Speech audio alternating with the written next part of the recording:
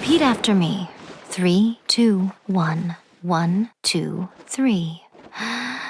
Hello everybody, my name's Sam. I make waifu or meta content, and in today's video, we're gonna just talk about a quick pre-analysis on how I think Yae Miko's best partners are either gonna be Raiden A, the so wonderful Mona, and Sucrose. In this video, I'm gonna try to give like team ideas that are gonna kind of be budget friendly. Gonna only try to limit it to like 2 5-stars in the team instead of like multiple 5-stars, because of course the more 5-stars you put in there, it's gonna be kind of better. By the way, don't forget to like and subscribe to the video to boost up the video. I appreciate it. You guys are awesome. I love y'all. But I'm looking at Yae Miko's kit, and I'm a little sussy baka. I'm a little sussy suscayer. So I'm looking at, you know, one of the best websites that gives us honey. But I'm looking at it, and I'm looking at her damage multipliers for her normal attacks. And they kind of remind me, these numbers, I was like, why do they look so familiar? Why do these numbers look so familiar? And I'm like, wait a second.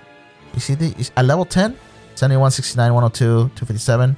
And the stamina cost, the reason it looks so familiar to me is because, oh, hello, that's my Mona. Those are my Mona multipliers. Hello. So I'm like, okay, well, if I don't make Yae Miko main DPS, oh man, I'm gonna have to put the same effort as I did to try to make Mona as a main DPS.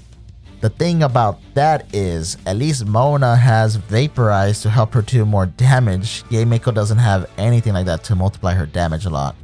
So we're gonna have to rely on Yae Miko's multipliers. So as far as main DPS, I don't know, kind of look rough. But of course, waifu or meta, right? You do what you want. Put in Kazuha, put in all these freaking supports in order to boost her up. Ooh, it's possible. You can do it. So I'm like, okay, well, what the heck? What's the point of her kit, right? On the live stream, they revealed about her elemental skill. So you want to just put 3 of them, right, in a row, so you can unlock the level 3 damage. And that's where most of her damage is going to come from. Off-field damage is going to be an off-field. And real quick, like sub DPS, the main DPS. Main DPS, I think my definition is being on-field to do damage. Sub DPS, off field, and you can do damage. So she's gonna be a sub DPS with her elemental skill. You want to try to, you know, get level 3. Cooldown's looking pretty good, but we'll see when she comes out, and we don't know how many energy particles she gets until she releases. Then when we look at her or one of her passive talents, for every point of elemental mastery Yae Miko possesses will create social soccer damage by 0.15%. So don't fall into this trap of focusing elemental mastery on Yae Miko, because it doesn't boost her overall kit, just her elemental skill, basically her off-field damage. But if you get elemental mastery on your substats, it's not bad. Unless you really only want to focus on her off-field damage, then that might be an idea, but we'll see when she comes out. That might be a decent idea, but it is possible to only focus on elemental mastery so you can boost up as much damage to her elemental skills possible. Just the only thing is, I don't want to focus too much on EM because we're going to lose out on her attack, and without a good foundation of attack, our damage multipliers are going to mean nothing. They're gonna be literally worthless. It's gonna be diminishing returns, I guess, if you want to be more technical. So then we look at her elemental burst, and I'm like, okay, I guess this is where you want, right? I see big PP damages here, 600%, 468.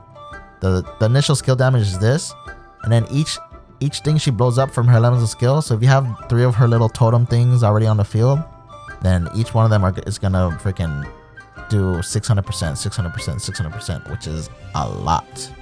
That's a lot of damage.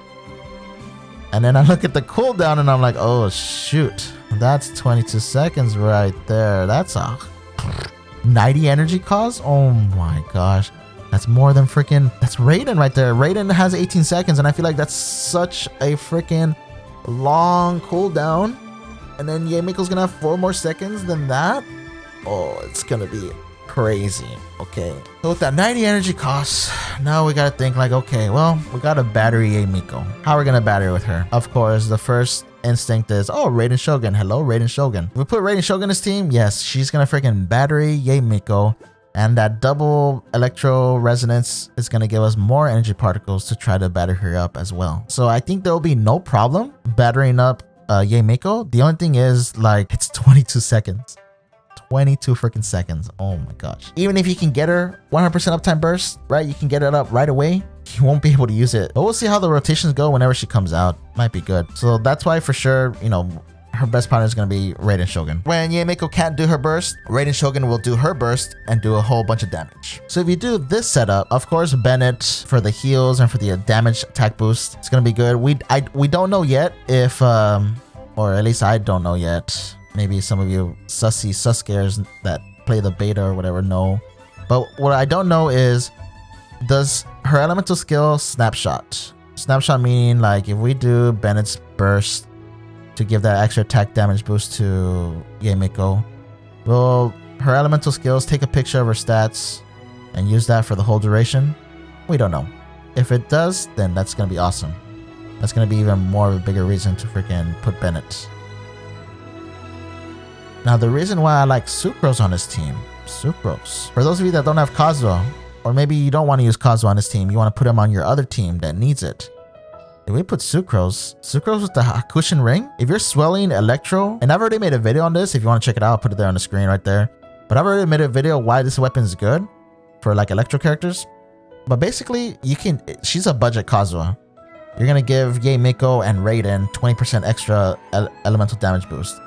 And you're going to lower the resistance with Viridescent Veneer. And this is only good for Yae Miko. You're also going to be giving Elemental Mastery to Yae Miko, which will boost up her off-field damage with her Elemental Skill. And if Yae Miko's Elemental Skill can snapshot, then when you do that damage boost with Sucrose, it's gonna, take a picture of it and just lock it in, and then that will be amazing. That will make Yae Miko absolutely broken, and this combo duo absolutely broken. But we'll see though.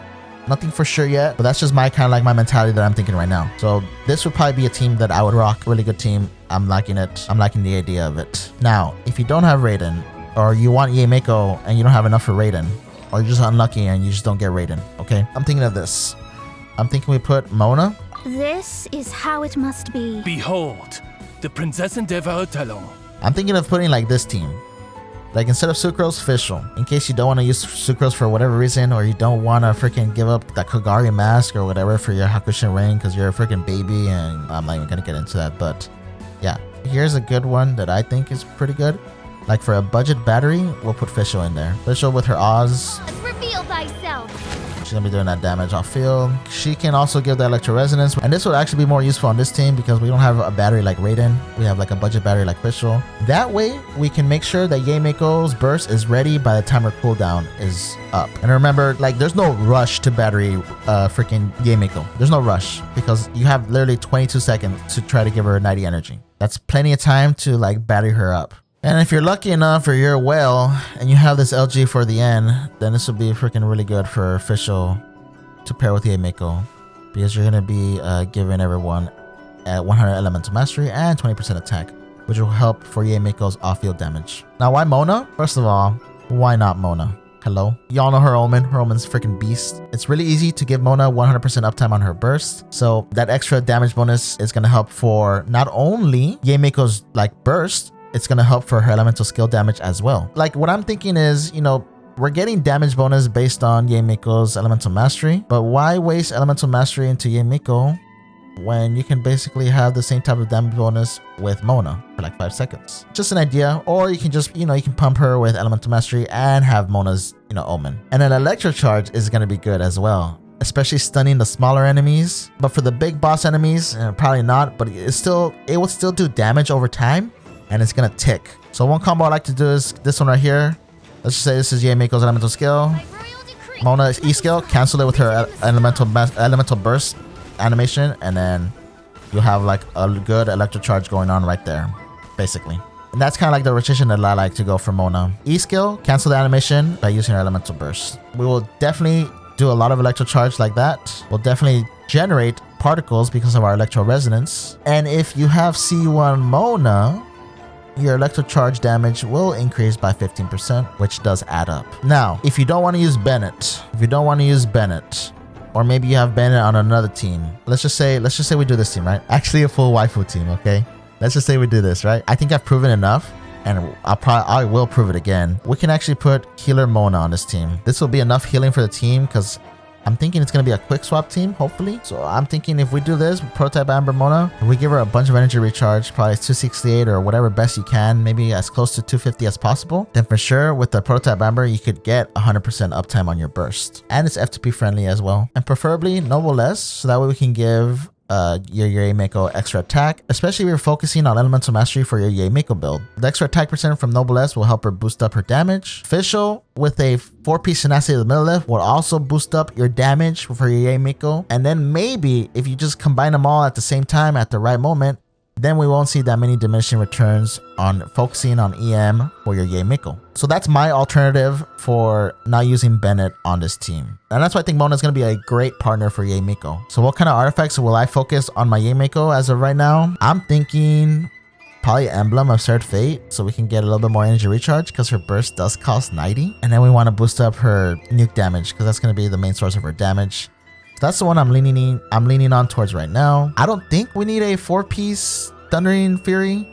I don't think we need to lower her cooldown, but we'll see, but probably not. Potentially Thundering Soother could be a good setup for her because they're like most likely, especially for my Electro Charge team or your team with like Raiden, they're going to be affected by Electro. So I think actually Thundering Soother, if you can get a good 4-piece, it's going to be pretty decent as of right now. We'll see when she comes out. The safest option is going to be a 2-piece Thundering Fury and a 2-piece Shimanoa. And the Shimanoa can be substituted for like a 2-piece Wanderer's Troop as well for that extra elemental mastery if you want.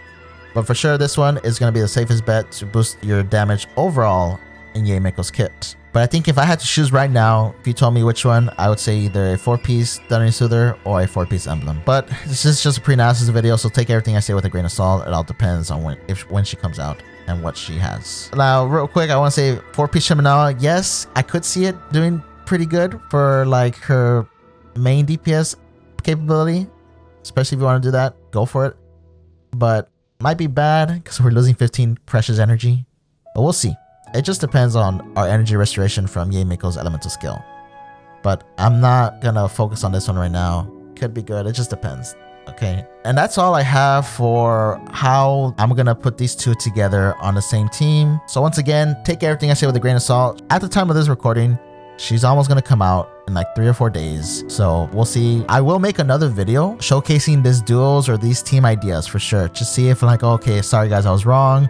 Or, you know, I was right, holy crap, this is a freaking Pog team or whatever, okay? So don't forget to like and subscribe and turn on the notification bells so that way you know when that video is released. What I have planned is I'm going to make a C0 video showcase, no guide, just a showcase probably with these characters. And then I will make a guide and then we'll just keep making content from there. Anyways, thank you all for watching, guys. I love you all so much. And remember, wife over meta, and I'll see you all in the next video. Repeat after me. 3, 2, 1. 1, 2, 3.